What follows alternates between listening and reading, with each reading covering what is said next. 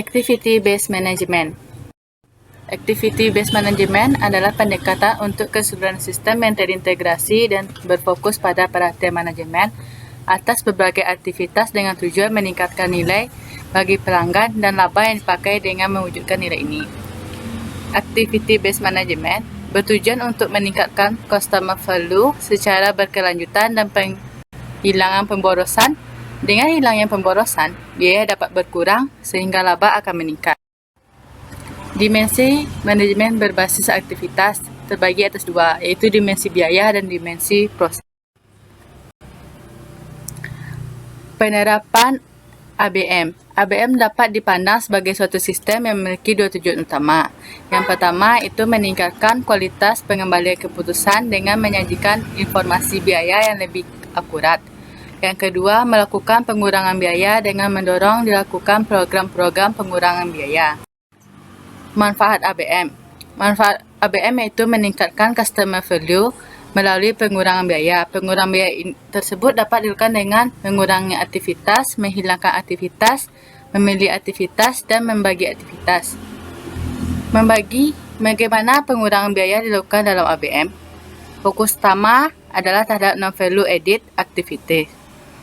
Yang pertama, activity reduction. Yang kedua, activity elimination. Fokus kedua adalah terhadap value added activities. Yang pertama, activity selection. Yang kedua, activity sharing. Proses ABM. Proses yang pertama itu business process analysis.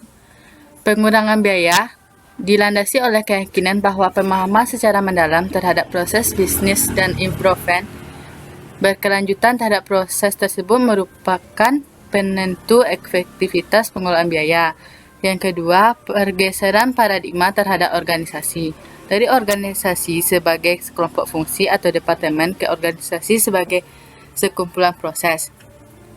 Business process analysis dilakukan dengan tujuan untuk memberikan panduan dalam program pengurangan biaya dan cycle time. Yang kedua, improvement terhadap kualitas proses. Yang ketiga, usaha lain dalam meningkatkan kinerja organisasi.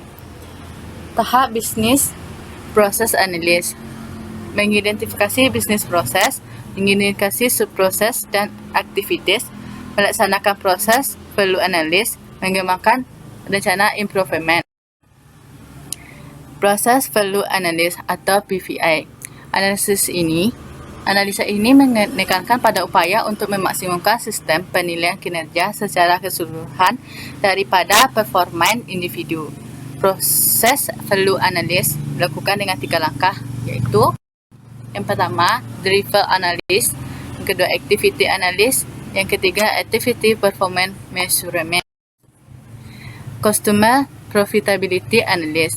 Customer profitability analysis menggunakan ABM untuk menentukan aktivitas, biaya, dan keuntungan yang terkait dengan melayani konsumen yang istimewa. Target costing, Kaizen costing, dan pengembangan berkelanjutan. Target costing. Target costing berkenaan dengan merencanakan produk dan proses yang digunakan untuk berproduksi. Kaizen costing. Kaizen costing adalah proses pengurangan biaya selama fase produksi dari sebuah produk yang telah ada. Benchmarking merupakan penetapan standar yang mengacu pada kinerja yang dipakai suatu bagian yang dianggap baik. Yang selanjutnya adalah rekayasa ulang. Rekayasa ulang adalah mendesain ulang lengkap dari proses dengan penekanan pada penemuan cara-cara baru yang kreatif untuk mencapai tujuan. Yang selanjutnya adalah teori kendala. Teori kendala adalah suatu pendekatan manajemen yang bertujuan untuk memaksimalkan keuntungan jangka panjang. Pemikiran pengelolaan yang baik akan hambatan organisasi atau sumber daya terbatas. Life cycle cost budgeting. Life cycle cost terdiri dari elemen biaya sebagai berikut. Yang pertama, non-recurring cost, meliputi biaya planning, designing, testing yang terjadi pada tahap pengembangan suatu produk. Yang selanjutnya adalah manufacturing cost, meliputi biaya bahan, BTKL, serta BOP yang terjadi selama proses pembuatan produk. Yang ketiga adalah logistic cost, meliputi biaya advertensi, biaya distribusi yang terjadi selama proses penyampaian produk dari perusahaan ke konsumen. Yang keempat adalah consumer post process cost, meliputi biaya purna jual, garansi yang terjadi selama produk ada di konsumen.